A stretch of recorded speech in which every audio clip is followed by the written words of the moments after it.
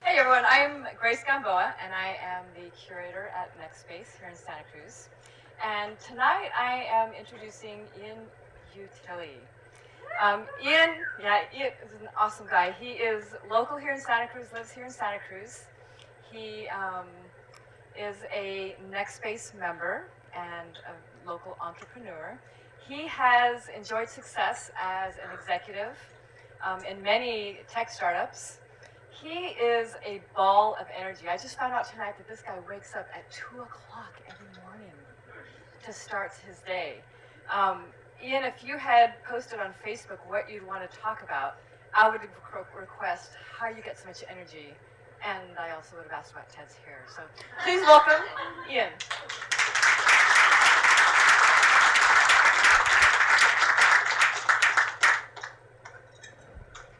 October 17th, 1989, 5:04 p.m.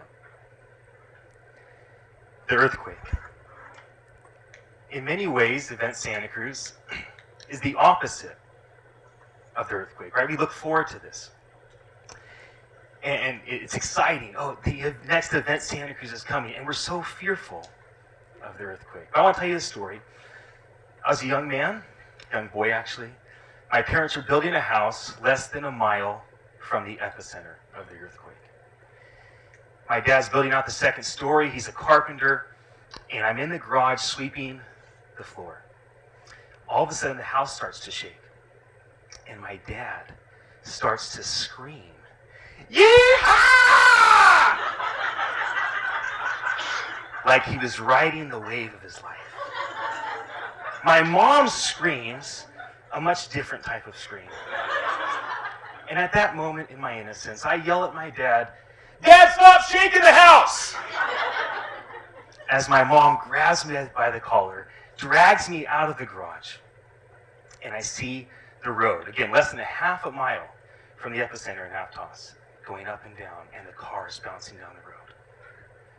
And at that moment, I learned some things. I get to choose how I respond to the earthquakes of life. As my dad started off screaming with joy, it eventually became a scream of great fear. And as our house was going from left to right, not even finished in construction, he's in the window holding on for his life. He thought of jumping out, but he first responded with, "Well, here's an earthquake, I'm gonna ride it." And think about my mom, how she protected me. And she grabbed me and protected me from that earthquake of life. And earthquakes will come for some of us tonight or this week. And earthquakes have come very often in my life here growing up in Santa Cruz. Before I tell you a few more stories, I'm a storyteller. That's what I love to do. And I've learned a lot from the stories of my life. Dan, I want to thank you for last month. Man, it's just so inspiring. And you just made me feel like just affirmed in being an entrepreneur here and just going for it. And Margaret, she just had such compassion and gratefulness. I just remember being so moved by her true love for the people in this room and for her employees that she had now and from before. And then listening to Ryan, he made me so proud to be from Santa Cruz. Talk about all the things that we've done first, how the world is catching up to Santa Cruz. And then, Chris, to hear you. I just feel like you emanate humility. And I know maybe it's different when you're on stage and when you're being goofy and funny with other people. But in that moment, as you shared, I just saw your humble heart and your gratefulness to build a company here. And it made me want to do what you do, to build a company with local employees here. And I thank you for that encouragement. And for Kendra, she came out from the Penny Ice Creamery, and I thought she just understood humanity. I just thought, man, she gets it. She gets it, creating food and thinking of people and bringing people together around food. And then Kim, just so lighthearted and winsome and fun.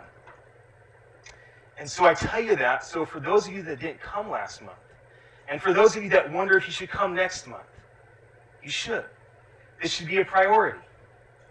This is a special place with special people doing great things, encouraging one another. It's a time you can come and get your gas tank filled emotionally and in business. And oftentimes you go to different events and it's not your hometown, it's a Brian Tracy sales seminar. Or it's a thing about the environment. And whatever it is you're into, you go to these different seminars and oftentimes you get excited, but you're running in place. I'm excited. This is great. But at this place, it's a place where you can connect with people and not just be excited running in circles, but be excited running forward. It is. So let me tell you some other stories. I grew up as a carpenter, building houses with my dad. I'm the oldest son. I have a younger brother, 5 years younger than me. And at some point, I got frustrated. I just thought, man, I'm always thinking of ideas, and I want to start things, and I got to stop swinging a hammer.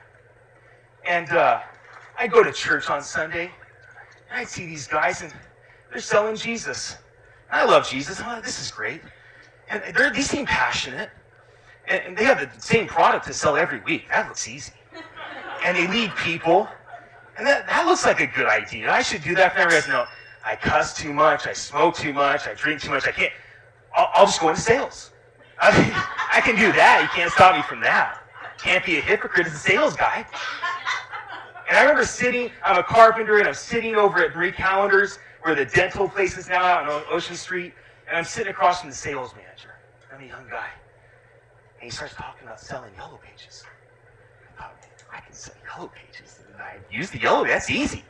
And I go on to tell this guy, well, I am the greatest salesman that's ever lived, although I never sold a single thing except for the movie I wanted to go see and the restaurant I wanted to go to. And he gave me a shot. And I had a successful career with the Yellow Pages. And I was able to see that transition to yellowpages.com. And I just learned so much about giving a young guy a chance. And it gave me a chance to get out of banging my finger and, walk around with always one or two fingers black and blue. Or coming home at 5:30 and falling asleep and not wanting to get up in the morning to go to work. And giving a young guy a shot. No education. I went to Cabrillo College for 6 years, almost finished a year. It's fantastic because I'm that good at school. I sit in my class, I got to do something. I can't stand this. And then had a successful sales career. At the peak of it, I think I had about 1,000 customers in Santa Cruz County that I had done either yellow page advertising or online advertising. I had given myself to the craft of digital marketing. And at my peak, AT&T had this whole elaborate plan to get me scaled up as an executive there. And I just put the brakes on. And I said, I think I've gotten everything I'm going to get from this experience. And I was always working on other businesses on the side, mostly failing, as entrepreneurs do. And so I was making $1,000 a day at that point. It was a great gig. People didn't know how much money was in local advertising. And I quit my job. And I grabbed my wife and I said, honey, I love you. And I love your music. I think we should go for it. Let's just go for it. Let's make an album and let's tour. We have money, let's do it. I'll be a consultant, I'll make money on the side. Let's just go for it. And man, I tell you, spouse, husband or wife, it's always worth supporting your spouse. My wife supported me for so many years, and then for me to have the chance to support her was special. And over a few years, we had 30 people live in our home. We had a musical commune. We traveled around the world, did a couple hundred concerts, 4 albums, distributed 130,000 albums, millions of downloads online. It was the wildest ride. And when I started, I remember thinking, why did hippies stop doing this? This is great. And then as time went on, I thought, why did I ever do this? This is not great.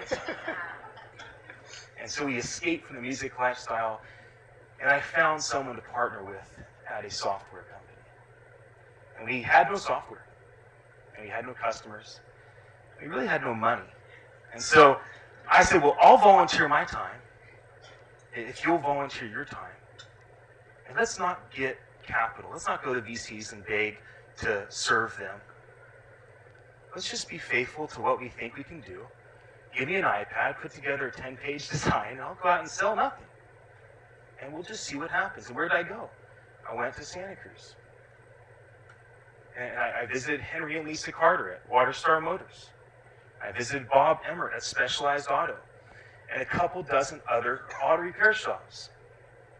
And I walked in and I asked them what they wanted, and I said, that's exactly what our software does. Exactly. And they trusted us. They gave us a shot. And so I started off building the software company with businesses in Santa Cruz, as I had always been able to trust and count on businesses in Santa Cruz to take me on my word that I would serve them well and give them the most I could. And from that, from 2010 when we started that to recently, we had exploded from me and my friend at his house to about 75 employees, 3 offices around the world, and just exciting to see a software company grow consistently, 50% a quarter, quarter after quarter. And then I worked myself out of a job about 6 months ago. And I was no longer useful to the company. I had given the best I had to give. And I preferred to give my job to 3 of my employees, leave a legacy, and walk away and start something new.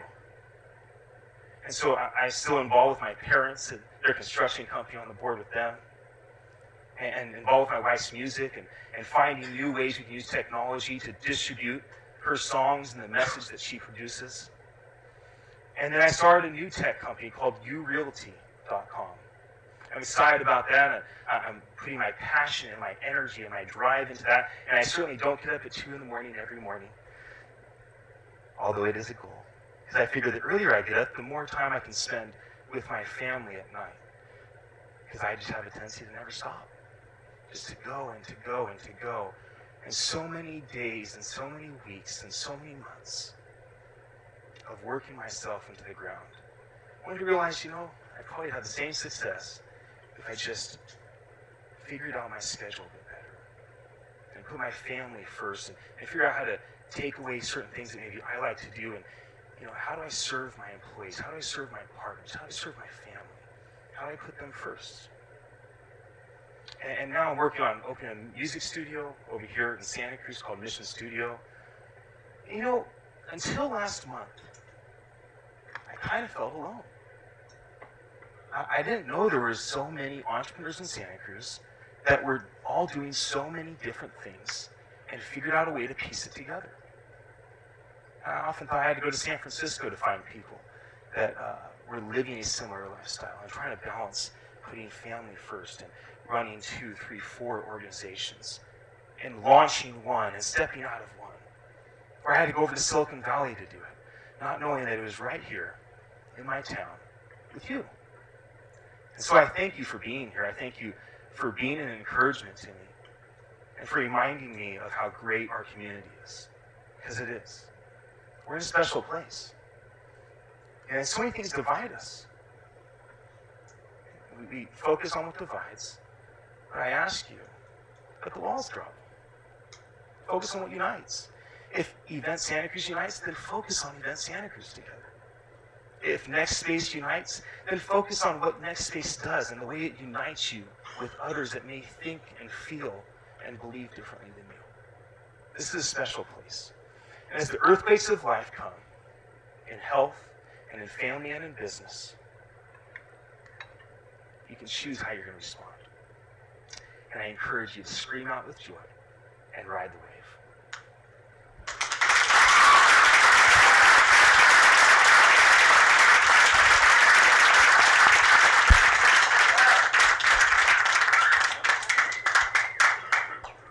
Thanks. That was inspiring.